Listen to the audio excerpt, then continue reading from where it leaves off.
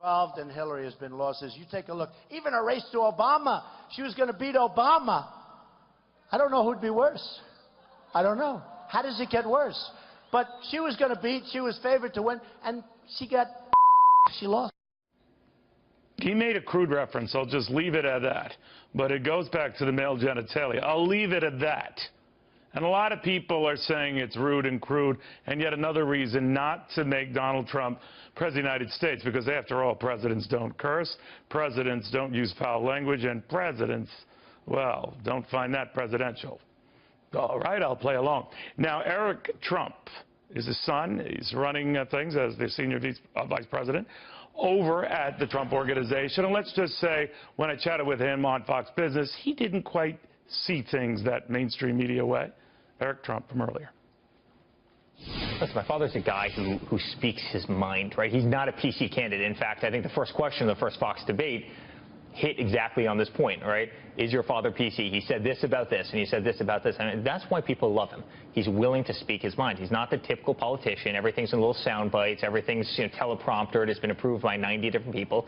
He gets up there and says what's on his mind. And you know what? She does have a horrific track record. I mean, she talks about ISIS. Would you have used that language? Would you, for example, have made a verb out of that? Listen, I don't think I would have had that big of a problem. We're not exactly bashful people. We're pretty direct. We're pretty open. We say what's on our mind. And hey, guess what? If it doesn't work out, it doesn't work out. We've got to be who you are. He's not a politician. He's a business guy. He came into politics 5 months ago for the first time, and hey, he's winning in every single one of the polls. He's doing an absolutely incredible job. But then Hillary will try and throw ISIS on him. Hey, the reason for ISIS is you. Which is so ironic, given that they're making promotional videos out of this. But, Eric, and we'll get into it. We're showing a poll now. It's a national poll, and these things can be all over the map. This latest one shows it narrowing for your dad, and with Ted Cruz moving up very, very fast. Disavow me of the notion that your dad and Senator Cruz have a deal, an understanding, not to criticize each other. No, well, first of all, it's not something I get into. I build hotels, I build buildings, right? I don't get into... You're his son. You're his right-hand man. No, my father's out to win this thing. I mean, he's absolutely out to win this thing, and I think he'll choose, the best running mate in the world, and I think he'll actually build a cabinet that will be comprised of the best people in the world. Well, is that part of the thinking, that if he were to get the nomination, Ted Cruz would be his running mate? No, I'm not saying that at all. Truthfully, I don't know, and I wouldn't even speculate, and I wouldn't say even if I did know. But it's odd, that he has not criticized Cruz to the degree, certainly, he's had dust-ups with the others. Cruz has been a great guy to him, and he's been a great guy to Cruz. What did you think of the comments he made or thinking he was making off mic or off record? I don't know. I thought they were a little bit benign, to tell you the truth, and I think everybody has, days to ask questions. I mean, how many times... Because your father winced at it. How many times do you say something that somebody takes you off guard, right? And I'm sure, hey, how many times does my father say something where somebody takes him out of context? I never do. Well, mostly never. Stepping back from it, though, in these polls and everything else, people, when they were polling the subject of whether your dad could make it to the White House, a good many of them see a very strong possibility of that. But then maybe owing to comments like this, and I'll take you at your word and your dad at his word that they were not intended to be, vulgar, that some might be embarrassed by that, and some might be embarrassed by a guy like that in the White House. Yeah, I think he's done more for politics, literally, than anybody in a decade, and maybe much, much, much, much longer. I mean, the guy has literally taken my generation, a younger generation, he's gotten them interested. If you look at the debates, right, you look at the amount of people who watch the debates. He's got 30 million people watching the debates. The old debates had 2 million watching it. So that's actually a great thing for government. That's a great thing for our society. That's a great thing for engaging people in a political conversation. I mean, I told him he's already won this. I think he's going to win it. I think he's going to win the nomination. I think he's going to go all the way. Even if he didn't, I think he's done an immense service for this country. It's shown that a business guy can come and do great things. It's showing that somebody who hasn't been in the Senate or hasn't been this for their whole life can come and make a real difference, in terms of the country. And if you look back to some of our best presidents, who were they? They were the business guys. They were the guys who were incredibly successful. Or the outside-the-box guys. We've got to remember that Abraham Lincoln was outside the box. And a lot of them were. And they were phenomenal presidents. And by the way, we are the country that we are because of that. Sometimes you want a different character. The same thing over and over and over doesn't work. Well, but to your own point, your dad's a different kind of character. He's an amazing guy. He's an absolutely amazing guy.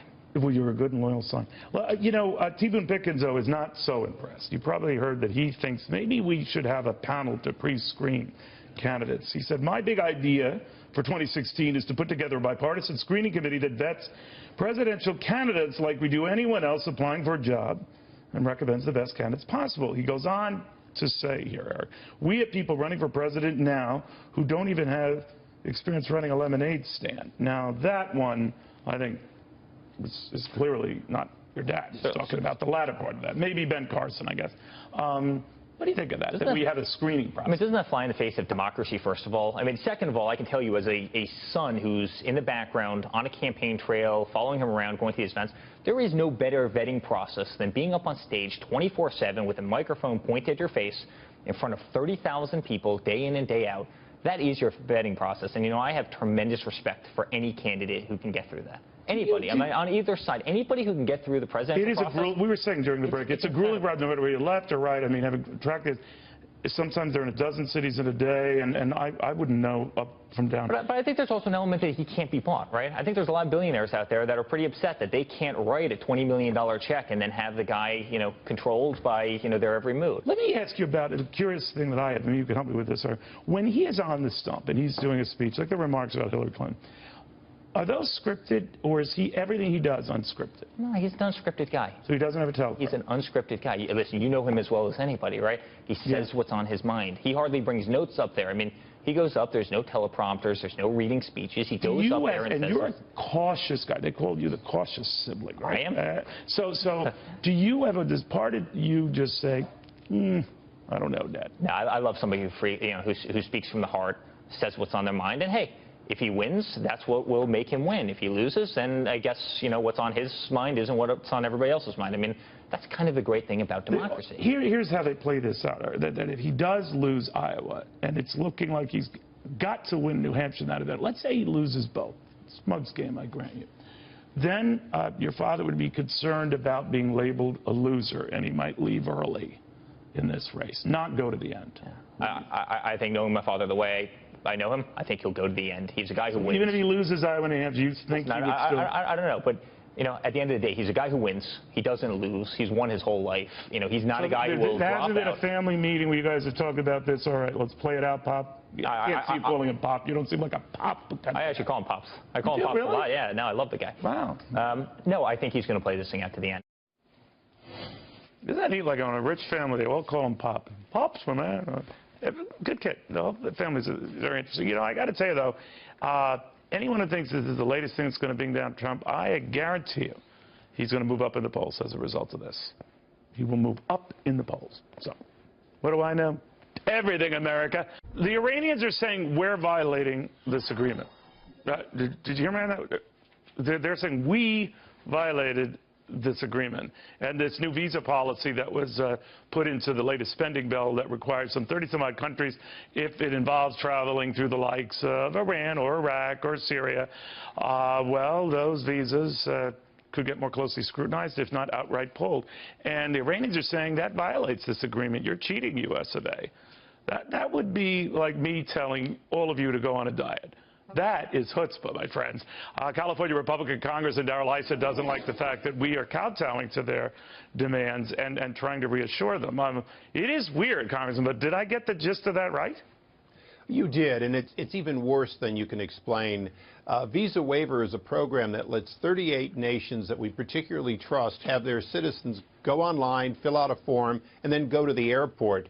The only thing that will happen if you visit and maybe get terrorist training in Syria or in Iran is that you'll have to go to the consulate for an interview. What every other country on earth does, except these 38 special trusted countries like Britain.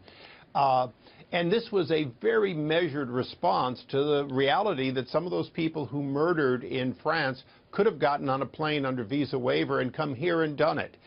This wasn't about Iran, but if Iran wants to make it about the reality that they're a state sponsor of terrorism, well, bring it on. You know what is weird about it? I guess I could see any of these 38 countries, but the travel through some dangerous countries gets the attention of authorities now, right? Iran, Iraq, Syria, Sudan, might be others. But would that alone, Congressman, get you stopped, you'd have to be pulled over, go to a consulate, whatever, because the Iranians are claiming you're deliberately changing things for Iranians who are trying to travel or those who visited Iran, and that's not fair, that's not right, and that is a change. Well, it's a change as to our 38 nations that we have visa waiver with. It's a change the Europeans, and most of the countries are European, realize it happens. But let's remember, what we're dealing with is simply saying if you've gone somewhere, and not for an hour, but you've gone somewhere and been radicalized, we'd like to have an interview with you. We'd like to have that one chance for Secretary Kerry's employees to interview these people and maybe, just maybe, catch a few of these people who've been radicalized before they come here. And, you know, the questions they ask are not going to be, are you radicalized? They're going to be, did you go to a terrorist training camp? And, oh, by the way, why are you coming to the United States? But who would answer yes to that? I mean, like, it's like when they ask you at an airport, has this luggage ever left your presence?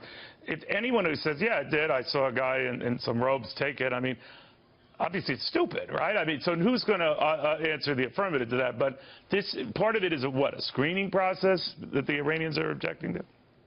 Well, the Iranians are objecting to anything that, quote, hurts their tourism, their freedom. They think what they got was a complete get-out-of-jail-free, but they didn't. When the House voted on this piece of legislation included in the omnibus, 407 Republicans and Democrats all agreed that we needed to tighten up the visa waiver program to protect Americans. But I'm worried, though, that the Secretary of State, Congressman, has been very concerned about the Iranians' concerns, certainly a lot more than he seemed to be. I don't want to accuse him of anything, that you're concerned about the deal itself. So we seem to be bending over backwards for Iranians concerned about this deal, not so much Iranians who themselves might be cheating left and right on this deal. Well, exactly, and the Iranians are already cheating with their their firing of missiles. But let's remember, this is about the president's legacy over the American people's security.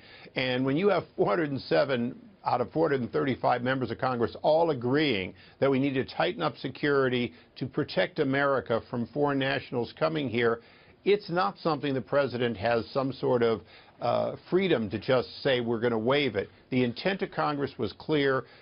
When it came to these countries, none of which are Iran, that these individuals, citizens of countries other than Iran, need to, in fact, go through a secondary if they've traveled to countries stated in the bill or added later by a responsible president as countries of interest for radicalizing people. Weird. Chairman, thank you very, very much. Good seeing you again. Thank you, Neil.